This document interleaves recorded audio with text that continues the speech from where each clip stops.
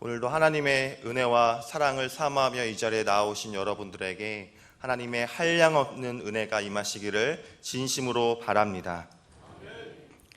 우리가 살아가는 삶의 여정은 인생의 길이라고 많은 사람들이 이야기하곤 합니다. 어떠한 목적을 가지고 또한 어떠한 방향으로 나아가냐에 따라서 그 삶의 모습이 달라지게 되어 있다는 것입니다. 그런데 중요한 것은 그렇기 때문에 우리가 한 번도 가지 못했고 알지 못하는 길이 많이 있다는 것입니다. 처음 경험하고 마주해 본 적이 전혀 없는 인생의 수많은 길이 우리의 삶 속에 존재합니다. 오늘 이스라엘 백성을 향해서도 하나님께서는 말씀하십니다. 여호수아 3장 4절의 본문 말씀을 제가 새번역 성경으로 읽어드리겠습니다. 당신들이 이전에 가보지 않았던 길을 가기 때문에 제사장들이 당신들이 가는 길을 안내할 것입니다. 한 번도 가본 적이 없는 길을 가고 있다고 하나님께서 말씀하고 있습니다. 그러나 그 길은 믿음으로 반응하며 나아가야 하는 길입니다. 하나님께서는 그렇게 약속의 땅 가나안 땅으로 이스라엘 백성을 인도해 가고 계십니다. 그리고 그 약속의 땅으로 가기 위해서는 요단강이라는 길을 넘어서야만 합니다. 어쩌면 그들에게는 가장 힘들고 가장 어려운 길 앞에 마주하게 된 것입니다. 그 길 앞에서 하나님께서는 말씀하십니다. 요단강으로 들어서라. 요단강 하면 우리는 보통 죽음을 생각합니다. 가나안 땅을 약속의 땅 혹은 천국으로 생각한다면 장례식에서 부르는 우리 찬양의 가사처럼 요단강 건너가 만나리라는 찬양의 가사처럼 사망과 죽음을 생각하게 됩니다. 하지만 요단강은 냉혹한 현실 그 자체입니다. 우리가 건너야만 하는 길, 우리의 삶 속에서 꼭 헤쳐나가야만 하는 그 길이 바로 우리가 마주한 삶의 요단강인 것입니다. 출렁거리고 또한 깊어만 보이는 우리 삶 속에 마주한 삶의 실제인 것입니다. 지금의 요단강은 폭이 좁고 작은 강에 불과하지만 당시의 요단강은 깊은 강이었습니다. 본문 15절의 표현대로 곡식을 거두는 시기면 물이 범람하여서 더 깊어지는 강이었어요. 지금 이스라엘 백성들은 그렇게 출렁거리고 깊은 요단강을 건너야만 합니다. 우리의 삶에도 요단강이 있지 않습니까? 가나안 땅을 향하는 다른 길이 없는데 우리 앞에 보이는 요단강은 우리를 두렵게만 합니다. 요단강이라는 우리가 현재 마주하고 직면하고 있는 삶의 문제와 현실 앞에서 우리는 그 요단강을 어떻게 건너야 하겠습니까? 하나님께서는 오늘 본문의 말씀을 통해서 우리가 마주한 삶의 냉혹한 현실, 그 요단강을 어떻게 마주하고 어떻게 반응하며 어떻게 나아가야 하는지를 말씀해주고 계십니다. 먼저 우리는 하나님의 인도하심을 따라 나아가야 합니다. 본문 3절 말씀에 보면 레위 제사장들의 뒤를 따르라 라고 하나님께서는 말씀하십니다.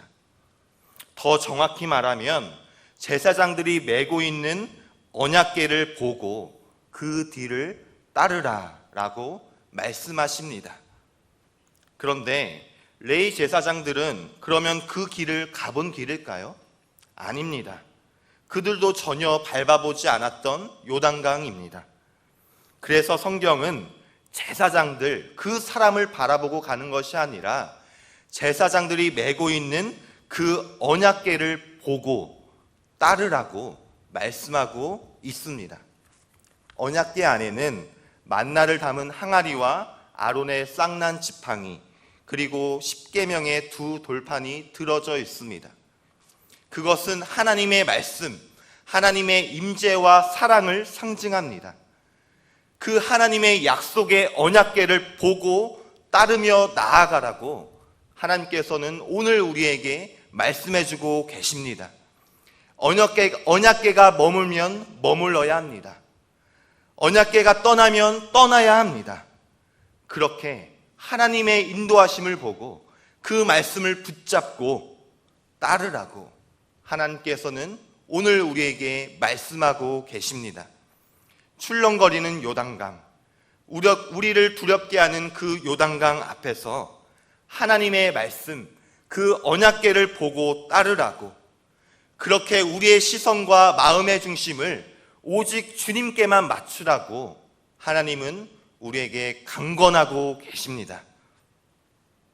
왜냐하면 우리는 그 진리의 말씀을 앞서갈 수 없고 그 말씀을 향한 시선이 흐트러진다면 우리는 참된 진리의 길로 나아갈 수 없기 때문입니다. 여러분, 하나님께서 우리 인생을 인도하십니다. 우리의 인생길 앞에서 가십니다. 그러므로 우리는 하나님의 임재와 인도하심에 민감해야 합니다. 사람이 마음으로 자기의 길을 계획할지라도 그의 걸음을 인도하시는 이는 여호와시니라. 우리는 생각할 수 있습니다. 우리는 계획할 수 있습니다. 그러나 하나님의 자녀인 우리 삶의 그 걸음은 하나님께서 인도하셔야만 합니다. 그러므로 우리의 걸음을 우리 삶의 주인 되시는 하나님께서 인도하실 수 있도록 우리는 간구해야만 합니다. 제가 참 좋아하는 시편의 말씀입니다. 주의 말씀은 내 발의 등이요 내 길의 빛이니이다. 잘 알고 있는 말씀이지만 이 말씀을 계속 묵상하면서 한번 생각해 보았습니다. 왜 하나님의 말씀을 내 발의 등이요 내 길의 빛이라고 이 시인은 표현했을까? 주님의 말씀이 때로는 등대처럼 시원하게 저 앞을 내다보이게 하지 않을 수도 있어요. 하지만 내 발 앞에서 그 한 걸음 한 걸음을 비춰주시는 빛이라고, 그렇게 한 걸음 한 걸음 주님 인도하심 따라 나아갈 때 그것이 내가 가는 이 길의 빛이 된다고 시인은 고백하고 있지 않을까요? 주님의 인도하심을 따라 그렇게 한 걸음 한 걸음 나아가는 여러분이 되시기를 진심으로 바랍니다. 두 번째로 우리는 하나님의 방법에 맡겨야만 합니다. 본문 5절의 말씀입니다. 여호수아가 또 백성에게 이르되 너희는 자신을 성결하게 하라. 여호와께서 내일 너희 가운데에 기이한 일들을 행하시리라. 여호수아도 사실 갈 바를 알지 못했습니다. 저 깊은 요단강을 어떻게 건너야 하는지, 어떠한 방법으로 내디뎌야 하는지를 알지 못했어요.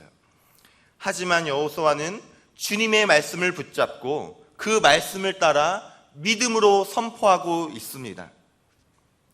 요단강을 건너는 이스라엘 백성에게 하나님께서 가장 원하시는 것은 바로 먼저 성결하라, 거룩하라라는 말씀이셨습니다. 강을 건너야 되니 뗏목을 만들라, 돌을 옮겨 놓으라 라는 다른 말씀이 아니었어요. 먼저 네가 하나님 앞에서 거룩해져라. 이것은 하나님을 깊이 만날 때 가능한 것입니다. 하나님의 방법, 하나님이 하시는 일, 그 하나님의 임재 안에 거하는 것입니다.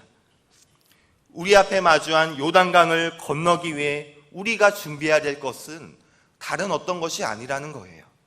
우리가 먼저 하나님 앞에 거룩해지는 것, 그래서 하나님이 일하시도록, 주님께서 쓰시도록 나 자신을 거룩함으로 채워나가는 것, 그렇게 주님께 우리의 인생을 맡겨드리는 것입니다.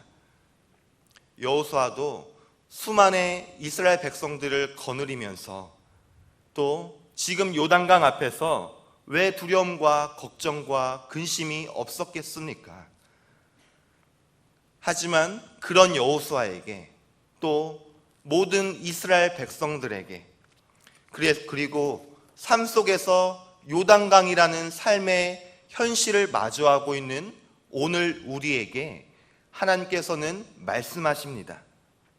다른 무엇을 준비하고 다른 무엇을 염려하는 것이 아니라 그 다른 어떤 것을 하기 이전에 먼저 내가 너를 위해 일할 수 있도록 너 자신을 성결하여라. 하나님 앞에서 거룩하여 지어라. 그렇게 하나님의 인도하심, 하나님의 은혜에 너 자신을 맡겨드려라 라고 말씀하고 계십니다. 우리는 우리 앞에 놓여진 이 요단강을 건널 능력이 없습니다. 해결할 방법도 알지 못합니다. 치유할 능력도 없습니다. 하지만 주님께 맡겨드릴 수 있지는 않습니까? 내 것을 의지하지 않고 하나님의 방법에 하나님께서 일하시도록 거룩함으로 우리의 영혼을 준비하며 나아갈 때, 그때 비로소 하나님께서 역사하시기 시작할 것입니다. 출간한 지 이제 10년이 다 되었지만 여전히 지금 제 사무실에 꽂혀 있는 책이 하나 있습니다. 또 많은 성도님들에게 읽혀졌던 책인데요, 이용규 선교사님의 내려놓음이라는 책입니다. 많이들 읽어보셨고 많은 일화들이 거기서 소개되었는데, 그 책의 내용 중에 아직도 제가 기억에 남는 한 장면이 있습니다. 아마 알고 계시는 분도 많이 있을 것 같습니다. 이용규 선교사님이 하루는 어린 아들을 데리고 마트에 갔어요. 장난감 선물해 주려고 마트에 갔는데, 그 아들이 그 장난감을 보자마자 너무 좋아서 꽉 불어안고 놓지를 않는 거예요. 그런데 이제 계산을 하려고 카운터 앞에 갔는데 그 장난감을 놓치지 않고 있는 거예요.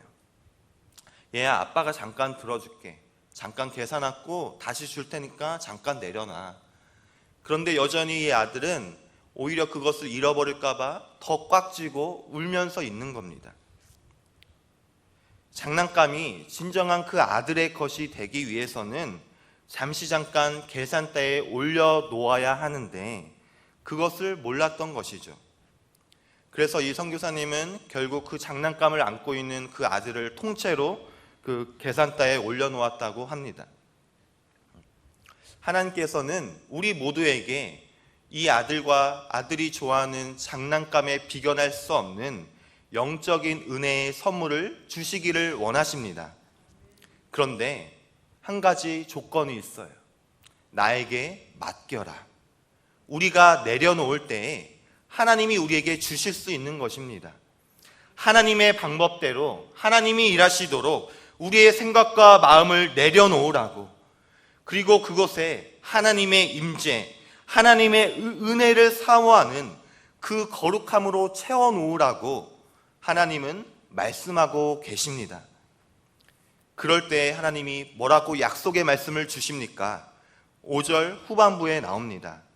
여호와께서 내일 너희 가운데에 기이한 일들을 행하시리라. 아멘. 이러한 믿음의 역사가 여러분의 삶 속에 경험되어지기를 진심으로 바랍니다. 마지막으로 우리는 담대한 믿음을 가지고 나아가야 합니다. 하나님께서는 8절에서 이렇게 말씀하십니다. 너희가 요단 물가에 이르거든 요단에 들어서라. 하나님께서는 모세를 인도하실 때도 이렇게 하지는 않으셨던 것 같아요. 홍해를 건널 때에도 모세를 먼저 사용하셨습니다. 지팡이로 홍해를 가른 후에 그 물이 갈라지면, 길이 보이면 나아가게 하셨습니다. 그런데 홍해처럼 물을 가르시지도 않으시고 어떤 큰 이적도 보이지 않으시고 출렁거리는 요단강으로 들어서라고 말씀하고 있는 거예요. 그러면 들어서면 물이 발바닥 밑에서 멈추게 될 것이라고 본문 13절에서 계속 표현하고 있습니다. 잘 이해가 가지 않는 본문의 말씀이지만 성경은 이것이 우리의 믿음이라고 말씀하고 있습니다. 우리는 먼저 뭐가 보여야, 손에 뭔가 잡혀야, 확신이 들어야 걸음을 뗄 것 같은데, 성경은 내가 믿으면 너의 그 믿음대로 보게 될 것이라고, 너의 그 믿음대로 손에 잡게 될 것이라고, 너의 믿음대로 취하게 될 것이라고 말씀하고 계십니다. 너희는 먼저 그의 나라와 그의 의를 구하라. 그리하면 이 모든 것을 더하시리라. 이 말씀을 꼭 기억하시기를 바랍니다.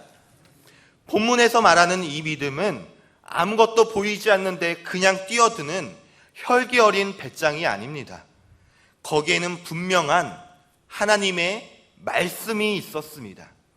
그 말씀을 듣고 순종하면 나아가는 걸음인 것입니다. 주님께서 주신 말씀을 듣고 그 말씀을 붙잡고 하나님의 인도하심을 따라 나아갈 때에 여전히 출렁거리는 그 요단강 앞에서 하나님의 믿음의 역사가 시작된다고, 하나님은 오늘 우리에게도 믿음의 도전을 계속 주고 계십니다. 오늘 본문 이후 여호수아 6장부터는 우리가 잘 알고 있는 여리고성이 함락되어지는 장면이 나옵니다. 철옹성과 같은 그 여리고성을 무너뜨릴 수 있는 하나님의 말씀이 무엇이었습니까?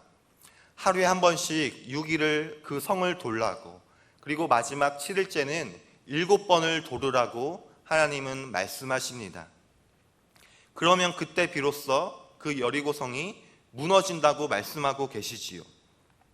그런데 첫째 날을 도르니 바람이 조금 일어나고, 둘째 날을 도르니 먼지가 조금 일어나고, 넷째 날이 되니 성이 조금 흔들리고, 그렇게 점점 성이 함락되어져 갔습니까? 아닙니다. 첫째 날을 돌아도 아무 반응이 오지 않습니다. 둘째 날이 되고 셋째 날이 되고 넷째 날이 돼도 아무런 변화가 일어나지 않았습니다. 하지만 주님 말씀에 믿음으로 담대함으로 순종하며 나아갈 때 마지막 그 7째 날에 하나님의 역사가 시작되었고, 그때 여리고성이 와르르 무너졌습니다. 왜 그럴까요? 우리가 기도하는 대로, 우리가 꿈꾸는 대로, 우리가 수고하고 노력하고 원하는 대로 변화되어진다면 그것은 우리의 능력이라고, 우리의 경험이라고, 우리의 지혜였다고 우리는 자만하게 될 것입니다. 그러나 우리가 아무것도 할 수 없을 것 같은 그 삶의 자리에서 우리가 하나님을 바라보며 나아갈 때 하나님께서는 일하시기 시작하십니다. 이것이 하나님의 방법이고 우리의 믿음임을 기억하시기를 바랍니다. 우리 인생의 요단강은 무엇입니까? 한 번도 마주한 적 없어서 더욱 우리를 두렵게 하는, 여전히 넘실거리고 출렁거리는 그 요단강을 보면서 주저앉게 되는 여러분 앞에 놓인 그 길은 무엇입니까? 그 요단강 앞에서 하나님의 인도하심을 따라 순종함으로 나아가는 여러분이 되시기를 바랍니다. 우리의 모습을 내려놓고 거룩함으로 먼저 주님께 성결함으로 준비하며 나아가시기를 바랍니다. 그리고 주님께서 주신 그 언약의 말씀을 붙잡고 담대한 믿음으로 전진하며 나아갑시다. 그러할 때 흘러내리던 요단강을 그치게 하시고 넘실대는 강물을 마른 땅으로 굳건하게 하시는 하나님의 역사하심을 경험하게 될 것입니다. 기도하겠습니다.